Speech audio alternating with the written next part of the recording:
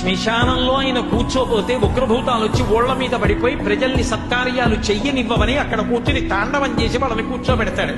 పార్వతీదేవి అడిగింది మహాభారతం అనుశాసనిక పర్వంలో, శుభ్రమైన కైలాసం ఉండగా, ఇంత ఐశ్వర్యం ఉండగా, చింతామణి గృహం ఉండగా శ్మశానంలో ఎందుకుంటున్నారని అడిగింది.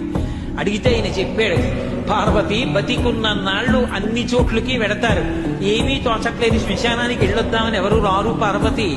నేనంతవాణ్ణంటాడు, పొడుగ్గా ఉన్నానంటాడు, తెల్లగా ఉన్నానంటాడు, పండితుణ్ణంటాడు, పద్యాలు నాకు నోటికొచ్చంటాడు, ఉపన్యాసం చెప్పగలనంటాడు, నాకు పాటలొచ్చంటాడు, నేను నాట్యం చేస్తానంటాడు, నేను అధికారినంటాడు, నా దగ్గర డబ్బుందంటాడు, నేను పాట పాడగలనంటాడు. ఇన్ని ఉన్నాయనుకున్న వాడిలోంచి ఊపిరి బయటికి వెళ్ళిపోయిన తరువాత వాడిని తీసుకెళ్లి 4 కొత్త కర్రల మీద పడుకోబెట్టి చాప చుట్టి తాడు కట్టి పైన నూలుబట్ట కప్పి తీసుకొచ్చి అన్నీ తీసేసి కర్రల మీద పడుకోబెట్టి కాల్చేస్తుంటే జీవుడు లేచి నిలబడి పుర్రె పగిలిపోయిన తరువాత కన్న కొడుకు కూడా స్నానం చేసి వెళ్ళిపోతుంటే చీకటి పడిపోయాక, అయ్య బాబోయ్ చుట్టూ ఉగ్రభూతాలు, నా వాళ్ళన్న వాళ్ళు లేరు, వీళ్ళని నమ్ముకున్నాను, ఒక్కడు లేడని ఏడుస్తుంటే నేనున్నాను రా అని చెప్పడానికి నేను కూడా లేకపోతే చచ్చిన వాడు 1000 మాటలు చచ్చిపోతారని అక్కడ ఉన్నాను పార్వతి, నా కర్మకాలక్కడలేనన్నాడు.